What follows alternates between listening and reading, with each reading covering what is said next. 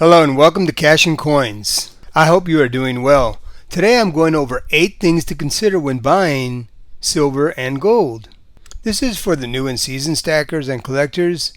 Who knows, this might help you avoid headaches down the road. Gold and silver are taking a dip right now, so this might be some really valuable information. This is like my Buying Silver and Gold 101 course. Okay, let's get into it. Hello and thank you for joining me here at Cash and Coins. I hope you're doing well. As you know, buying and selling silver and gold can be pretty crazy at times. These are some things that you might consider before buying. I'll even give you a quick tip. I love to take advantage of the dips, small or large. So that's my first little tip. All right, well, let's get into the list. Number 1, and this is always my number 1. I've said this in many videos. Where will you sell it when it comes time? Have you thought about how much to sell, when to sell it, how to sell it? Before you even buy a coin or a bar, think about how easy will this coin or bar be to sell. Let's say you have a 1/10 ounce American Gold Eagle. You could probably sell it in minutes. But if you have some random no-name 1/10 ounce gold bar or coin or round with no documentation, you might not be able to sell it at all, or you might only get spot or even under spot. Now, spot being the market value of gold and silver at the time that you're going to buy it or sell it. Now, the same goes for silver. If you have a silver American Eagle, you pretty much can sell it anywhere. But if you have some random unknown silver round or bar, you may not be able to sell it. Sell it at a very reduced price, under spot, which I've seen many times. Now, let's say that you bought a high premium silver or gold coins, and let's say it's lost its numismatic value. You will lose a lot when it comes times to sell it. You might only get spot. So please think about these things. Just know that if you play it right, you should do well. Just follow some simple rules. All right, on to number 2. Ask yourself, why are you buying it?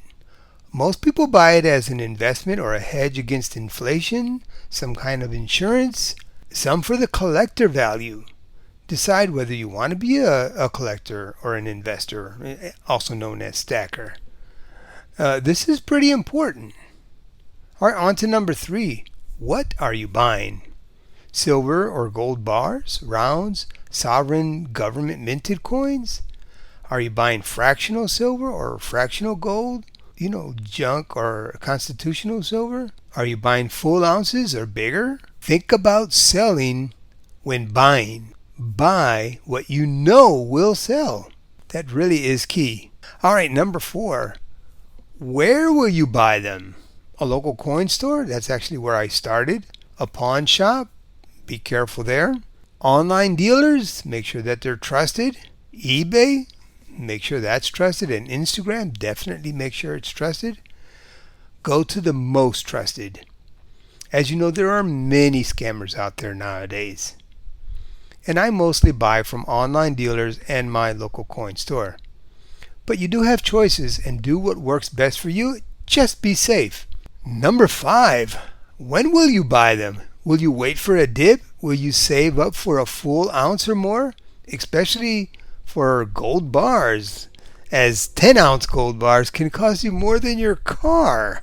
Or will you do dollar cost averaging, the dollar cost averaging method, and just buy a set amount on a set day? Let's say payday, for example. You buy 1 ounce of silver and maybe 1 piece of gold. Just whatever fits you and your budget. All right, number 6, very important. What is your end game? What is your exit plan? Are you a long-term or a short-term investor? Gold and silver are usually long-term investments, especially the silver stuff, because you have to pay the premium. Physical gold and silver, for the most part, have a premium that you may not get back in the short term, but you most likely get them in the long term, especially if you buy stuff that you know is going to sell.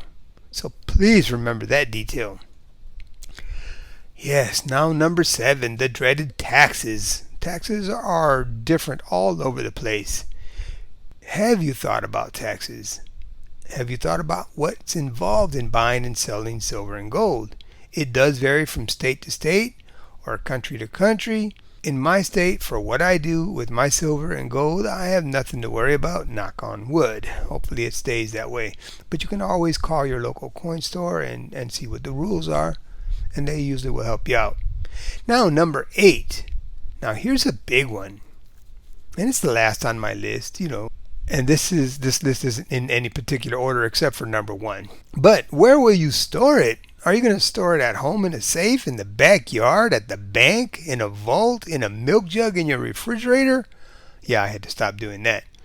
Silver needs a lot more room than gold. Let's look at, the silver to gold ratio is just 90-1. And that's saying if you have 90 pieces of silver, that equals to the value of 1 piece of gold. Gold isn't going to take up as much space. Now, this is just something to think about, especially if you're thinking about investing large amounts. You're going to have to have a safe place to store them. Now, I know I had my stuff all over the place. Yes, I did watch a lot of YouTube videos that was like, careful with where you store it.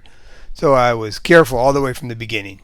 And yes, get organized. Be smart about it. And don't tell anyone where you store it or hide it, or even that you have any. Just be as clever as you can. Be safe.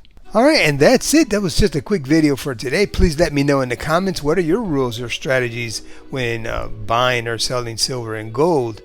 Do you have any good hiding spots? Oh, you may not want to tell that one. I do want to thank you for watching Cash and Coins. I really do appreciate it. And as I always say, have a wonderful day. And I'll see you on the next video.